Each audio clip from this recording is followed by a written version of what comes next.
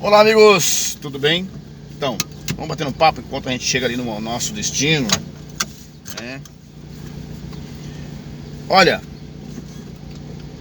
vamos conversar um pouco sobre algumas coisas. Olha, tem visto, acompanhado, tem acontecido algumas coisas, principalmente no meio cristão, tá? Tenho observado que tem acontecido alguma coisa no meio cristão. A respeito de quê? Muitos escândalos. Copiou aí? Você copiou aí? Muitos escândalos têm acontecido no meio do povo cristão. A missão que Jesus nos deu foi apresentar o reino de Deus às outras pessoas. É como um efeito formiguinha, tá? Como eu estou de carro, eu tenho até uma Bíblia aqui. Opa! Eu tenho até uma Bíblia aqui, ó, no carro, eu carrego ela no carro. Mas como eu estou andando, eu não lembro de cabeça o versículo, tá? Jesus disse: ai daquele por quem vier os escândalos. Está nos evangelhos. Jesus dando a instrução, ele falou esta palavra, tá? Ele diz: ai daquele por quem vieram os escândalos. Tá. E nós temos observado ao longo do tempo, eu sempre ouvi essa palavra, eu já ouvi os meus pastores me ensinarem quando eu era bem jovem. A gente ouvia muito essas palavras a respeito de escândalo, que a gente devia evitar os escândalos, né? Para que nós pudéssemos ter uma vida sossegada diante de Deus e diante de todos. Quando acontece um escândalo, há um atraso no processo, porque a real missão dos servos de Deus é apresentar o reino de Deus àquele que ainda não conhece, certo? Essa é a nossa missão. E lá atrás, há 15, 20 anos atrás, hoje eu estou com quase 50 anos de idade, eu ouvi essas palavras, os ensinamentos do meu pastor presidente, que já faleceu, né? Ele dizia essas coisas: cuidado com os escândalos, evitem os escândalos, porque eles são um atraso de vida. Eles são um atraso de vida para quem comete o escândalo, são um atraso de vida para o povo onde essa pessoa está inserida, que cometeu o escândalo. É um atraso de vida para a família. Então é um atraso de vida para a pregação do evangelho, do reino de Deus. Então havia esse aconselhamento a respeito quanto a ter cuidado com os escândalos, né? Havia esse aconselhamento. E o que eu digo nisso tudo? Olha, eu sou um servo de Deus, sou cristão, sou servo de Cristo, sirvo a Deus há muito tempo, desde criança, né? Quando eu vim para a igreja e meus tios me levavam para a igreja, eu era bem garoto, tinha 7, 8 anos de idade, devia ter essa faixa aí, 7, 8 anos de idade. Então, eu sou uma pessoa de igreja, eu gosto muito de estar na igreja. Não vou na igreja por vaidade ou por questão de status, não. É porque é o meu convívio, a minha vida, isso aí, é participar disso. São 3 coisas que eu faço, que é a rotina da minha vida, tá?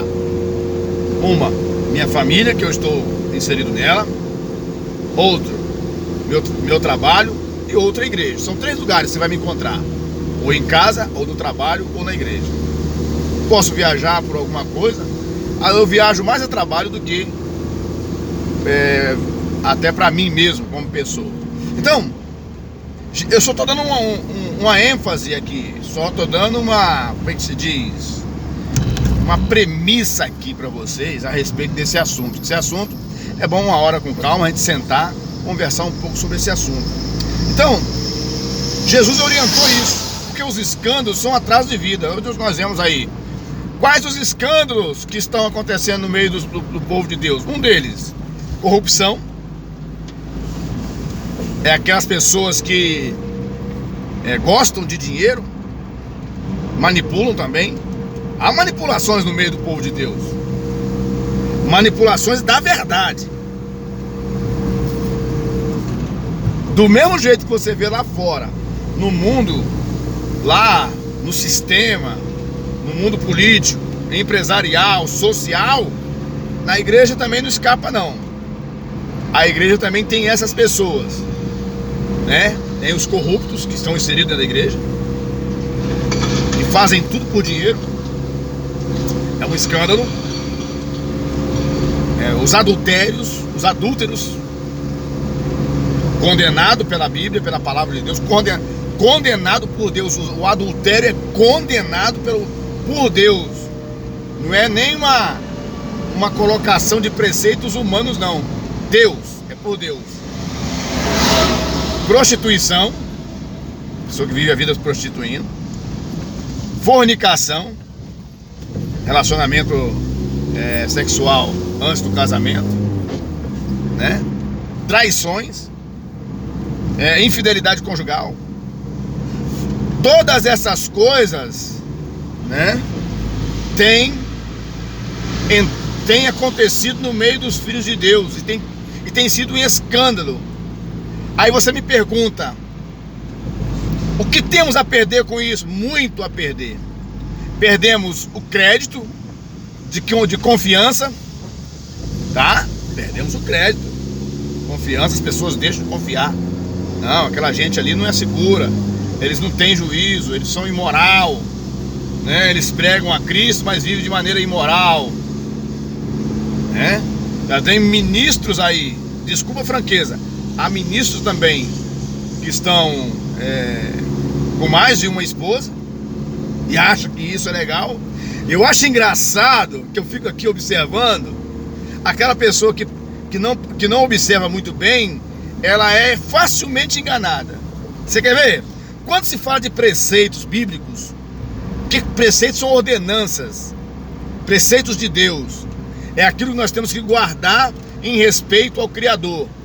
Quando se fala nessas coisas, uma ala do meio cristão diz que o Velho Testamento não nos compete mais. Você está entendendo?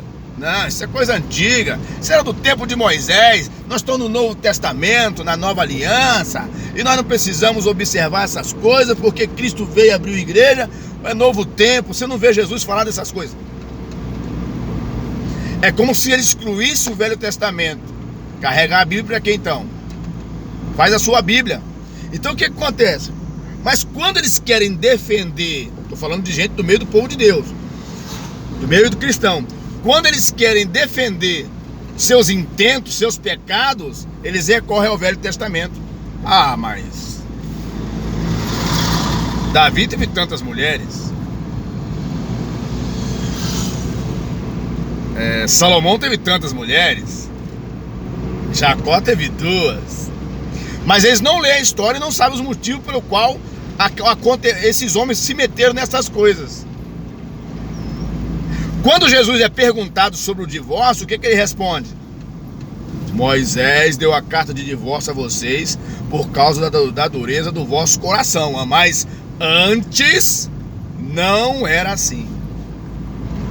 Então, quando esses camaradinhos, os espertinhos que estão no meio do povo de Deus, eles querem defender seus pecados, suas más ações, eles recorrem ao Velho Testamento.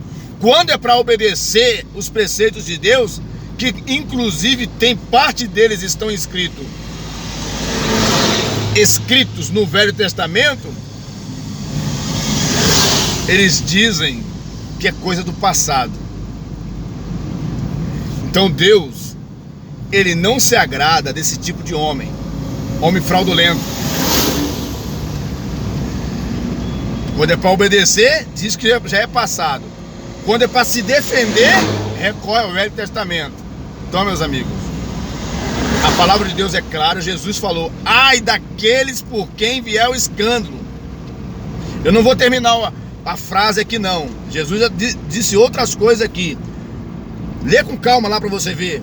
Ou digita no seu Google aí, digita assim: ai daquele por quem vier os escândalos. Porque eu estou aqui dirigindo, eu não lembro o versículo, o capítulo. Temos que se atentar.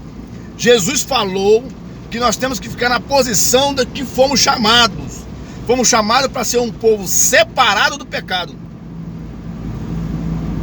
No capítulo 3 de Gálatas, aparece Paulo ali dando um puxão de orelha nos Gálatas. Ó insensatos Gálatas, quem vos ensinou a fugir da ira futura? Começastes pelo Espírito e agora terminais pela carne? Aleluia! E depois ele diz: vocês são tão insensatos, né?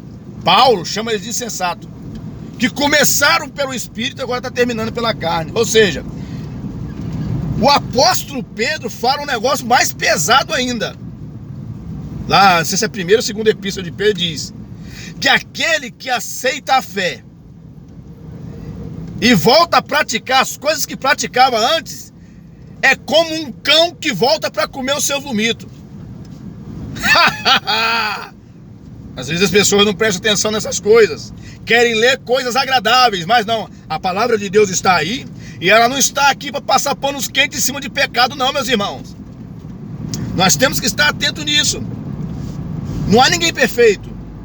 O trono branco ainda não veio, mas nós vamos passar nele. Eu tenho que estar preparado, eu tenho que estar preparado, eu tenho que me cuidar, mas você tem que se cuidar também. É só uma palavra de aconselhamento que eu estou dando, porque eu quero ir para o céu, eu quero que você vá também. Mas no pecado, meu querido, não vai. Deus não se compactua com o pecado, não vai. Nessa embolância que o povo está aí e dizendo que estão santos, cheios de Deus, conversa fiada, papo furado. Um abraço. Nós voltamos a conversar numa próxima oportunidade. Deus abençoe a tua vida. Deus te dê a graça que você precisa, no nome de Jesus.